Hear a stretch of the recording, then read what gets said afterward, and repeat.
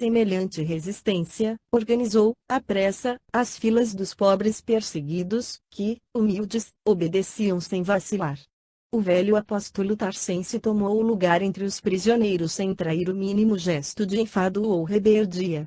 Observando atentamente a conduta dos guardas, exclamou, quando se deslocava o bloco de vítimas e verdugos, ao primeiro contato com o relento frio da madrugada: exigimos o máximo respeito para com as mulheres e crianças. Ninguém ousou responder à observação, articulada em tom grave de advertência.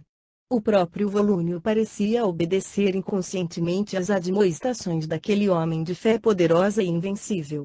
O grupo marchou em silêncio, atravessando as estradas desertas, chegando à prisão mamertina quando listravam o horizonte os primeiros clarões da aurora. Atirados, previamente, num pátio escuro, até serem alojados individualmente nas divisões gradeadas infectas, os discípulos do Senhor aproveitaram esses rápidos momentos para conforto mútuo, para trocarem ideias e conselhos edificantes. Paulo de Tarso, todavia, não descansou. Solicitou audiência ao administrador da prisão, prerrogativa conferida ao seu título de cidadania romana, sendo prestes atendido. Expôs sua doutrina sem rebuços e, impressionando a autoridade com seu verbo fluente e sedutor, encareceu as providências atinentes ao seu caso, pedindo a presença de vários amigos como Acácio Domício e outros, para deporem no concernente à sua conduta e antecedentes honestos. O administrador vacilava na resolução a tomar. Tinha ordens terminantes de recolher ao cárcere todos os componentes de assembleias que se filiassem à crença perseguida e execrada. No entanto, as determinações de ordem superior continham certas restrições, no sentido de preservar, de algum modo, os humilhores, aos quais a corte oferecia recursos de liberdade, caso prestassem juramento a Júpiter, abjurando o Cristo Jesus. Examinando os títulos de Paulo e conhecendo, através de seus informes verbais, as prestigiosas relações de que podia dispor nos círculos romanos, o chefe da prisão mamertina resolveu consultar Acácio Domício, sobre as providências cabíveis no caso. Chamado ao estudo da questão, o amigo do apóstolo compareceu solícito, procurando falar com o prisioneiro, depois de longa entrevista com o diretor da prisão. Domício explicou ao benfeitor que a situação era muito grave, que o prefeito dos pretorianos estava investido de plenos poderes para dirigir a campanha como melhor entendesse, que toda a prudência era indispensável e que, como último recurso, só restava um apelo à magnanimidade do imperador, perante quem o apóstolo devia comparecer para defender-se pessoalmente, caso fosse deferida a petição apresentada a César naquele mesmo dia. Humilhores eram as pessoas de condição humilde sem qualquer título de dignidade social, nota de Emanuel.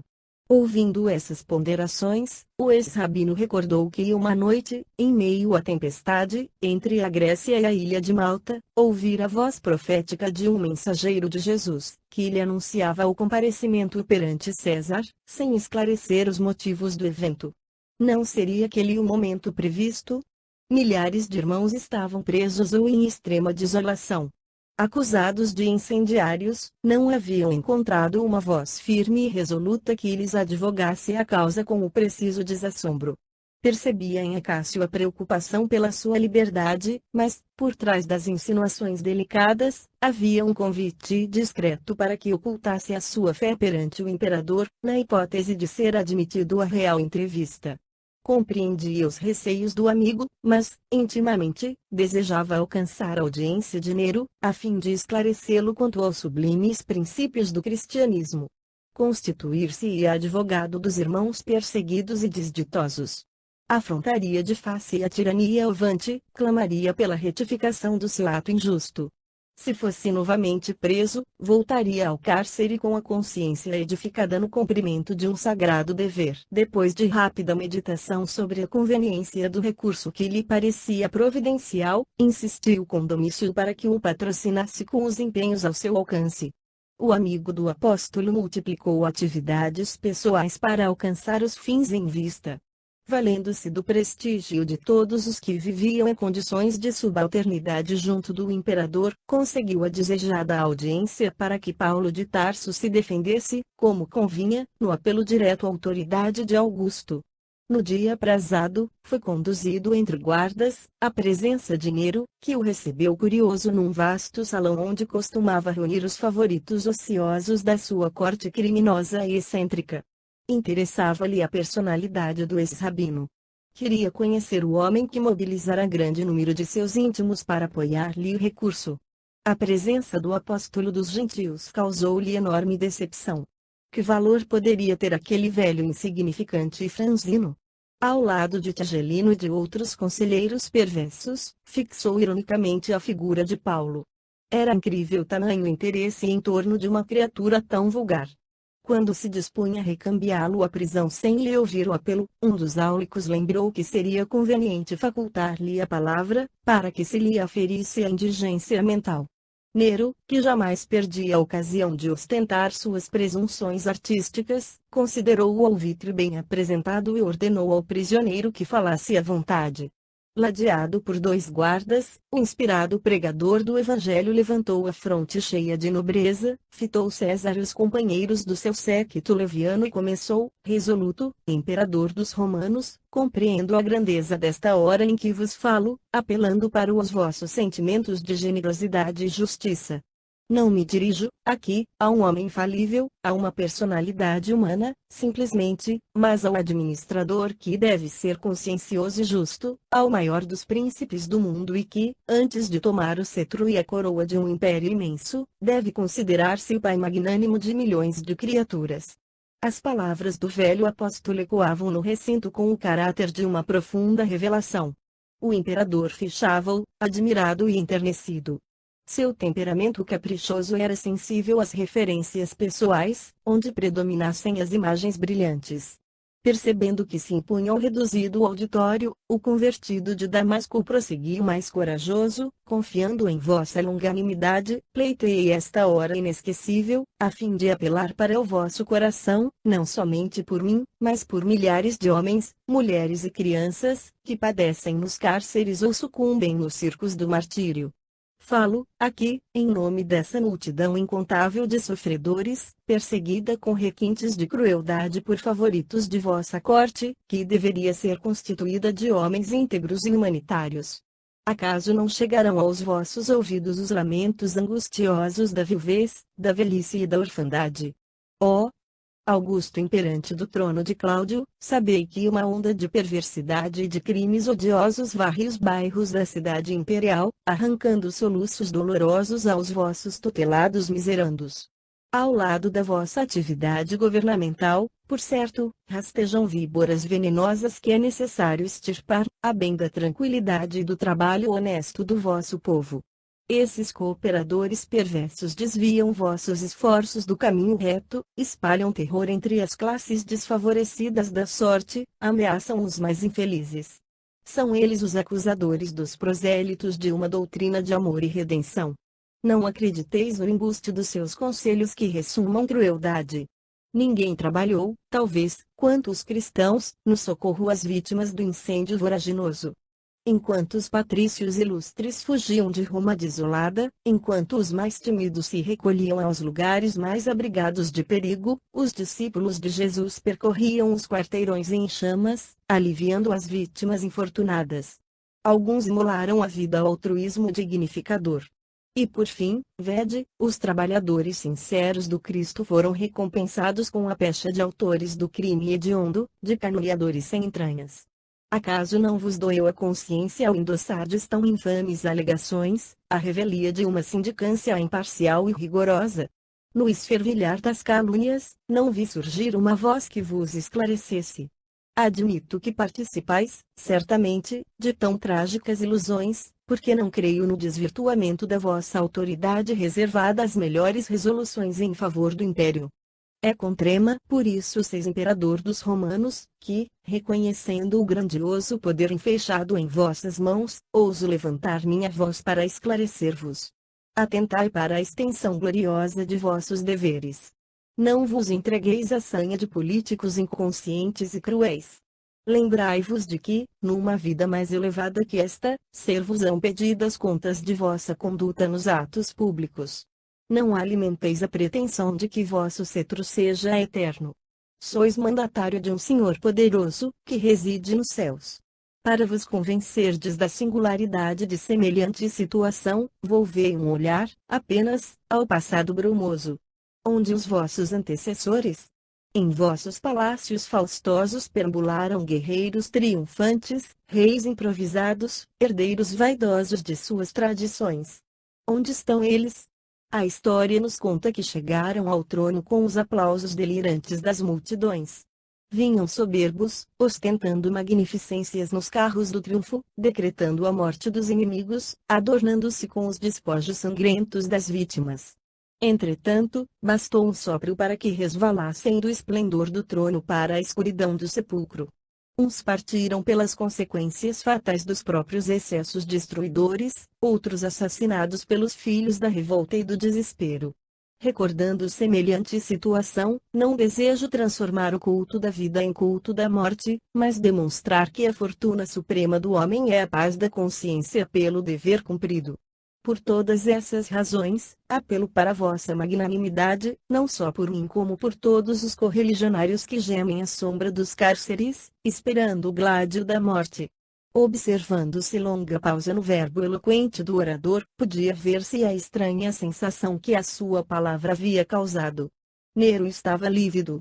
Tigelino, profundamente irritado, procurava um recurso para insinuar-se com alguma observação menos digna, a respeito do postulante.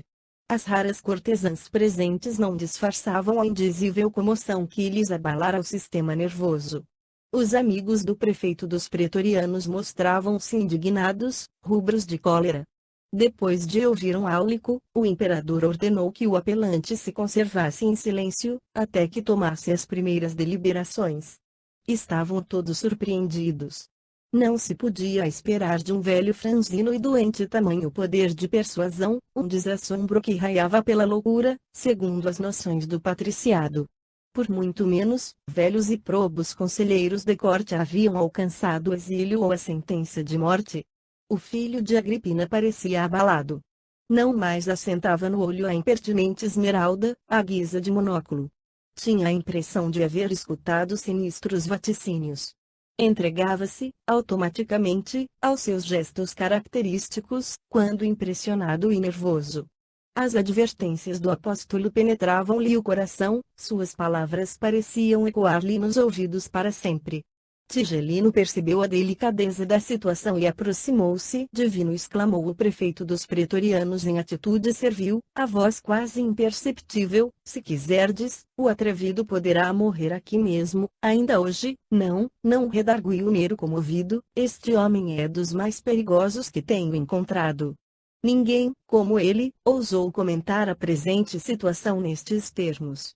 Vejo, por detrás da sua palavra, muitos vultos talvez eminentes, que, conjugando valores, poderiam fazer-me grande mal. Concordo, disse o outro hesitante, em voz muito baixa. Assim, pois, continuou o imperador prudentemente, é preciso parecer magnânimo e sagaz. Dar-lhe-ei o perdão, por agora, recomendando que não se afaste da cidade, até que se esclareça de todo a situação dos seguidores do cristianismo. Tigelino escutava com um sorriso ansioso, enquanto o filho de Agripina rematava em voz sumida: mas vigiará seus menores passos, mantê-los em custódia oculta, e quando vier a festividade da reconstrução do grande circo, aproveitaremos a oportunidade para despachá-lo a lugar distante, onde deverá desaparecer para sempre. O odioso prefeito sorriu e acentuou: ninguém resolveria melhor o intrincado problema. Terminada a breve conversação, imperceptível aos demais, Nero declarou, com enorme surpresa dos palacianos, concedera ao apelante a liberdade que pleiteava em sua primeira defesa, mas reservava o ato de absolvição para quando se apurasse definitivamente a responsabilidade dos cristãos. Dissarte, o defensor do cristianismo poderia permanecer em Roma, à vontade, submetendo-se, contudo, ao compromisso de não se ausentar da sede do império, até que seu caso pessoal fosse bastantemente esclarecido. O prefeito dos pretorianos lavrou a sentença em pergaminho. Paulo de Tarso, por sua vez, estava confortado e radiante. O caviloso monarca pareceu-lhe menos mal, digno de amizade e reconhecimento. Sentia-se possuído de grande alegria, por isso que os resultados da sua primeira defesa eram de molde a proporcionar nova esperança aos seus irmãos na fé. Paulo retornou ao cárcere, ficando o administrador notificado das últimas disposições a seu respeito. Só então lhe deram liberdade. Assaz esperançado, procurou os amigos, mas, por toda parte, só encontrava desoladoras notícias. A maioria dos colaboradores mais íntimos e prestimosos haviam desaparecido, presos ou mortos. Muitos haviam debandado, temerosos do extremo sacrifício. Por fim, sempre teve a satisfação de reencontrar Lucas. O piedoso médico informou dos acontecimentos dolorosos e trágicos que se repetiam, diariamente. Ignorando que um guarda o seguia de longe, para lhe situar a nova residência, Paulo, acompanhado do amigo, atingiu uma casa pobre nas proximidades da Porta Capena. Necessitando repousar e fortalecer o corpo debilitado, o velho pregador procurou 2 generosos irmãos, que o receberam com imensa alegria. Trata-se de Lino e Cláudia, dedicados servidores de Jesus. O apóstolo dos gentios instalou-se no lar pobre, com a obrigação de comparecer à prisão mamertina, de 3 em 3 dias, até que se aclarasse a situação, de modo definitivo. Não obstante o consolo de que se sentia possuído, o venerável amigo do gentilismo experimentava singulares presságios. Surpreendia-se a refletir no coroamento da carreira apostólica como se nada mais lhe restasse senão morrer por Jesus. Combatia tais pensamentos, no propósito de continuar propugnando pela difusão dos ensinamentos evangélicos. Não mais pôde encaminhar-se à pregação das catacumbas, dada a prostração física, mas valia-se da colaboração afetuosa e dedicada de Lucas para as epístolas que julgava necessárias. Nessas, inclui-se a derradeira carta que escreveu a Timóteo, aproveitando 2 amigos que partiam para a Ásia. Paulo escreve esse último documento ao discípulo muito amado, tomando-se de singulares emoções que lhe enchem os olhos de lágrimas abundantes. Sua alma generosa deseja confiar ao filho de Eunice as últimas disposições, mas luta consigo mesmo, de modo a não se dar por vencido. O ex-rabino, ao traçar conceitos afetuosos, sente-se qual discípulo chamado a esferas mais altas, sem poder furtar-se à condição de homem que não deseja capitular na luta. Ao mesmo tempo que confia a Timóteo a convicção de haver terminado a carreira, pede-lhe que envie a ampla capa de couro deixada em Troade, em casa de Carpo, visto necessitar de agasalho para o corpo abatido.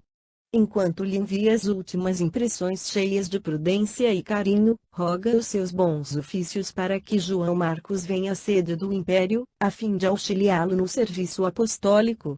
Quando a mão trêmula e rugosa escreve melancolicamente, só Lucas está comigo, o convertido de Damasco interrompe-se para chorar sobre os pergaminhos. Nesse instante, porém, sente afagar-lhe a fronte como flabelo de asas que adejassem de leve. Brando conforto lhe invade o coração amoroso e intrépido. Nesse ponto da carta, recobra novo ânimo e volta a demonstrar decisão de luta, terminando com as recomendações atinentes às necessidades da vida material e aos seus labores evangélicos. Paulo de Tarso, entretanto, entrega a missiva a Lucas para expedi-la, sem conseguir disfarçar os seus lúgubres pressentimentos. Em vão, o carinhoso médico e devotado amigo procura desfazer aquelas apreensões. Debalde Lino e Cláudia tentam distraí-lo. Embora não abandonasse os trabalhos condizentes com a nova situação, o velho apóstolo mergulhou-se em profundas meditações, das quais apenas se forrava para atender às necessidades triviais. Efetivamente, decorridas algumas semanas após a carta a Timóteo, um grupo armado visitou a residência. Segunda Epístola a Timóteo. Capítulo 4, versículo 11, nota de Emanuel. De Lino, depois de meia-noite, na véspera das grandes festividades com que a administração pública desejava assinalar a reconstrução do grande circo, o dono da casa, a esposa e Paulo de Tarso foram presos, escapando Lucas pelo fato de pernoitar em outra parte. As 3 vítimas foram conduzidas a um cárcere do Monte Esquilino, dando provas de poderosa fé em face do martírio que começava. O apóstolo foi atirado a uma cela escura e incomunicável, os próprios soldados se intimidavam da sua coragem. Ao despedir-se de Lino e sua mulher, enquanto esta se desfazia em lágrimas, o valoroso pregador abraçava-os dizendo: tenhamos coragem. Esta deve ser a última vez em que nos saudamos com os olhos materiais, mas havemos de avistar-nos no reino do Cristo. O poder tirânico de César não atinge senão o corpo miserável. Em virtude de ordem expressa de Tigelino, o prisioneiro ficou insulado de todos os companheiros. Na escuridão do cárcere, que mais se assemelhava a uma cova úmida, deu um balanço retrospectivo em todas as atividades de sua vida, entregando-se a Jesus, inteiramente confiado na sua divina misericórdia. Desejou sinceramente permanecer junto dos irmãos que, por certo, se destinavam aos espetáculos nefandos do dia imediato, esperando com eles comungar a hóstia dos martírios, quando chegasse a hora extrema. Não pôde dormir, a considerar as horas transcorridas desde o momento da prisão, e concluiu que o dia do sacrifício estaria iminente. Nenhuma réstia de luz penetrava o cubículo infecto e acanhado. Percebia, somente, vagos rumores longínquos, que lhe davam ideia da aglomeração popular nas vias públicas. As horas passaram em expectativas que pareciam intermináveis. Depois de angustioso cansaço, conseguiu algumas horas de sono. Acordou, mais tarde, já incapacitado de calcular as horas decorridas. Tinha sede e fome, mas orou com fervor, sentindo que fluíam brandas consolações para sua alma, das fontes da providência invisível. No fundo, estava preocupado com a situação dos companheiros. Um guarda o informara de que enorme contingente de cristãos seria levado ao circo e ele sofria por não ter sido chamado a perecer com os irmãos, na arena do martírio, por amor a Jesus. Mergulhado nessas reflexões, não tardou a sentir que alguém abria, cautelosamente, a porta da enxovia. Conduzido ao exterior, o ex-rabino defrontou 6 homens armados que o aguardavam junto de um veículo de regulares proporções. Ao longe, no horizonte pontilhado de estrelas, delineavam-se os tons maravilhosos da madrugada próxima.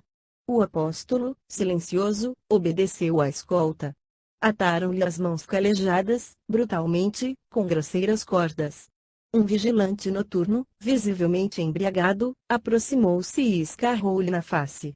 O ex-rabino recordou os sofrimentos de Jesus e recebeu o insulto sem revelar o mínimo gesto de amor próprio ofendido. Mais uma ordem, tomou lugar no veículo, junto dos 6 homens armados que o observavam, admirados de tanta serenidade e coragem. Os cavalos trotaram lépidos como se quisessem atenuar a friagem úmida da manhã.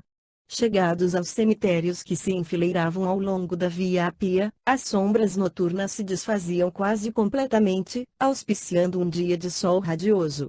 O militar que chefiava a escolta mandou parar o carro e, fazendo descer o prisioneiro, disse-lhe hesitante: o prefeito dos pretorianos, por sentença de César, ordenou que fosseis sacrificado no dia imediato ao da morte dos cristãos votados às comemorações do circo, realizadas ontem. Deveis saber, portanto, que estáis vivendo os últimos minutos. Calmo, olhos brilhantes e mãos amarradas, Paulo de Tarso, mudo até então, exclamou, surpreendendo os verdugos com a sua majestosa serenidade, ciente da tarefa criminosa que vos incumbe desempenhar. Os discípulos de Jesus não temem os algozes que só lhes podem aniquilar o corpo. Não julgueis que vossa espada possa eliminar-me a vida, de vez que, vivendo estes fugazes minutos em corpo carnal, isso significa que vou penetrar, sem mais demora, nos tabernáculos da vida eterna, com o meu Senhor Jesus Cristo, o mesmo que vos tomará contas, tanto quanto a Nero e Tigelino. A patrulha sinistra estarrecia de assombro. Aquela energia moral, no momento supremo, era de molde a abalar os mais fortes. Percebendo a surpresa geral e cioso do seu mandato, o chefe da escolta tomou a iniciativa do sacrifício. Os demais companheiros pareciam desorientados, nervosos, trêmulos. O inflexível preposto de Tigelino, porém, ordenou ao prisioneiro que desse 20 passos à frente. Paulo de Tarso caminhou serenamente, embora, no íntimo, se recomendasse a Jesus, compreendendo a necessidade de amparo espiritual para o testemunho supremo.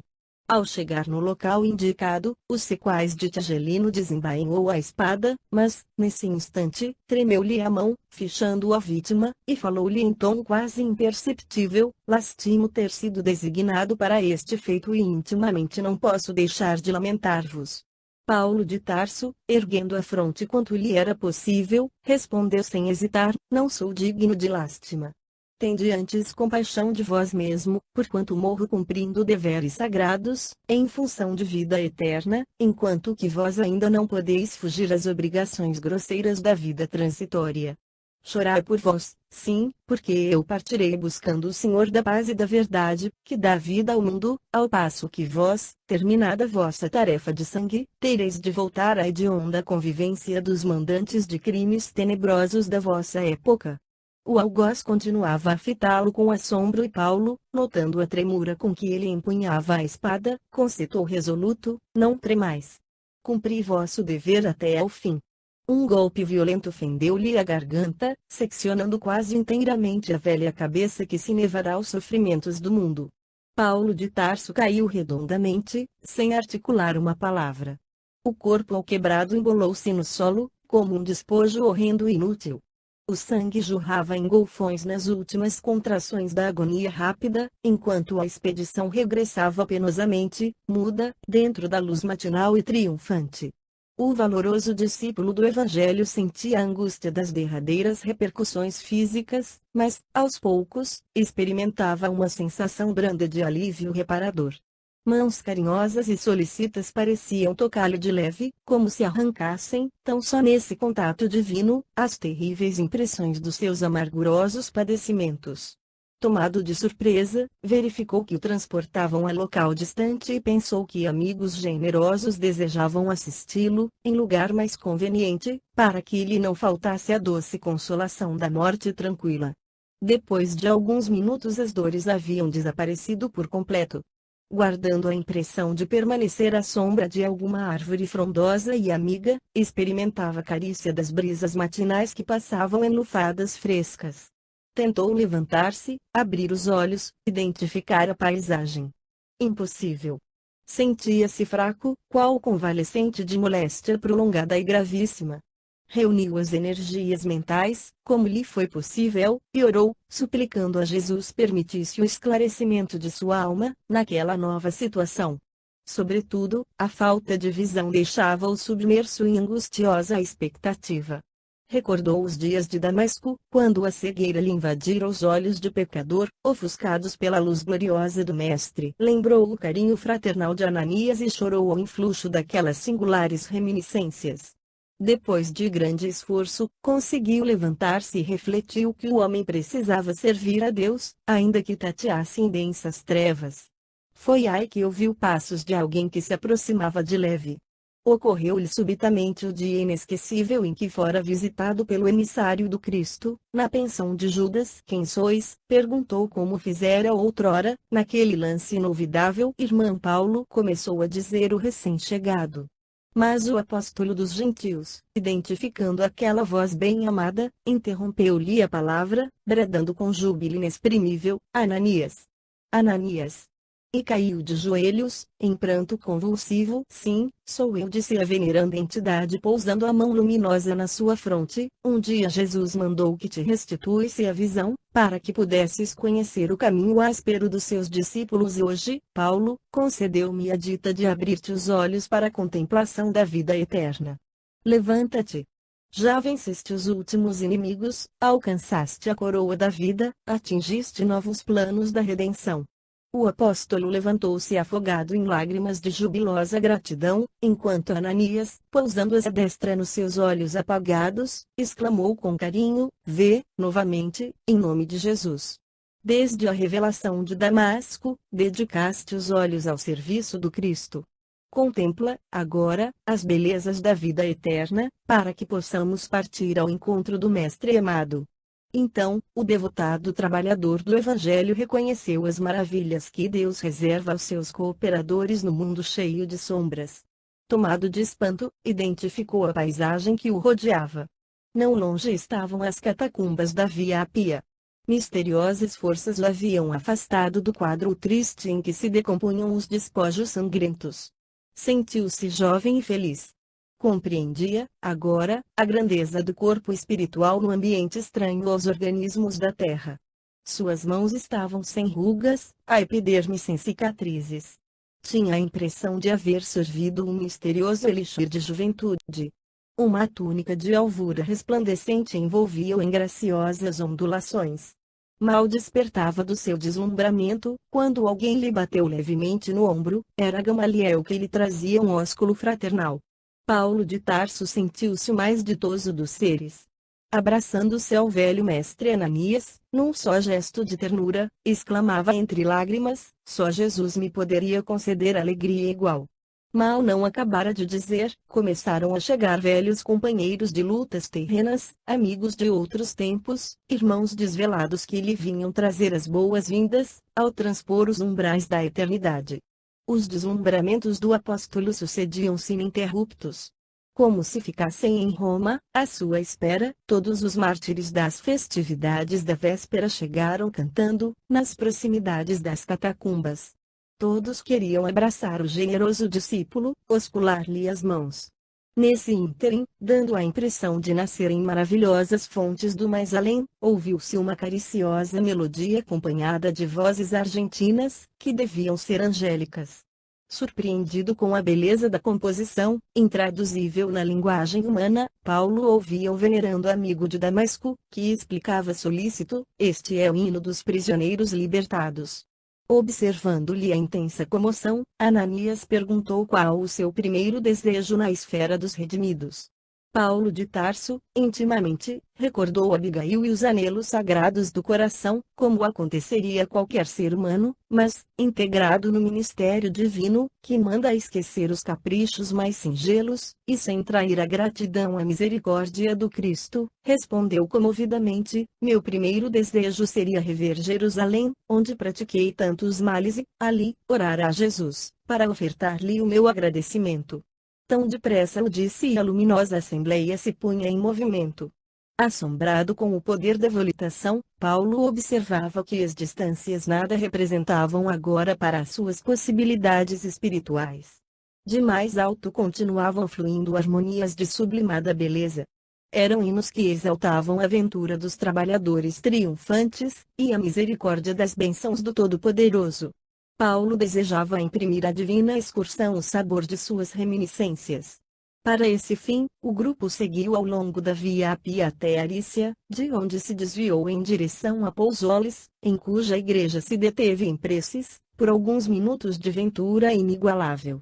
Daí a caravana espiritual demandou a ilha de Malta, transportando-se em seguida para o Peloponeso, onde Paulo se extasiou na contemplação de Corinto, dando curso a recordações carinhosas e doces. Inflamados de entusiasmo fraternal, os componentes da caravana acompanhavam o valoroso discípulo no caminho das sagradas lembranças que lhe vibravam no coração. Atenas, Tessalônica, Filipos, Neápolis, Troade e Éfeso foram pontos nos quais o apóstolo estacionara, demoradamente, orando com lágrimas de gratidão ao Altíssimo. Atravessadas as zonas da Panfilia e da Cilícia, entraram na Palestina, tomados de júbilo e sagrado respeito. Em todos os caminhos incorporavam-se emissários e trabalhadores do Cristo. Paulo não conseguia avaliar a alegria da chegada a Jerusalém, sob o prodigioso azul do crepúsculo. Obedecendo ao alvitre de Ananias, reuniram-se no cimo do Calvário e ali cantaram hinos de esperanças e de luz. Lembrando os erros do passado amarguroso, Paulo de Tarso ajoelhou-se e elevou a Jesus fervorosa súplica. Os companheiros remidos recolheram-se em êxtase, enquanto ele, transfigurado, em pranto, procurava exprimir a mensagem de gratidão ao Divino Mestre. Desenhou-se então, na tela do infinito, um quadro de beleza singular. Como se houvesse rasgado a imensurável umbela azul, surgiu na amplidão do espaço uma senda luminosa e três vultos que se aproximavam radiantes. O mestre estava no centro, conservando Estevão à direita e Abigail ao lado do coração. Deslumbrado, arrebatado, o apóstolo apenas pôde estender os braços, porque a voz lhe fugia no auge da comoção. Lágrimas abundantes perolavam-lhe o rosto também transfigurado. Abigail e Estevão adiantaram-se. Ela tomou-lhe delicadamente as mãos num assomo de ternura, enquanto Estevão o abraçava com efusão. Paulo quis lançar-se nos braços dos dois irmãos de Corinto, beijar-lhes as mãos no seu arrobo de ventura, mas, qual a criança dócil que tudo devesse ao mestre dedicado e bom, procurou o olhar de Jesus, para sentir-lhe aprovação. O mestre sorriu, indulgente e carinhoso, e falou: sim, Paulo, sê feliz. Vem, agora, a meus braços, pois é da vontade de meu Pai que os verdugos e os mártires se reúnam, para sempre, no meu reino. E assim unidos, ditosos, os fiéis trabalhadores do Evangelho da Redenção seguiram as pegadas do Cristo, em demanda das esferas da verdade e da luz. Lá embaixo, Jerusalém contemplava, embevecida, o dilúculo vespertino, esperando o luar que não tardaria com os primeiros clarões. Nota da editora: a esta série de romances históricos, pertencem a 2000 anos, 50 anos depois e Ave, Cristo, todos do mesmo autor. Fim. 327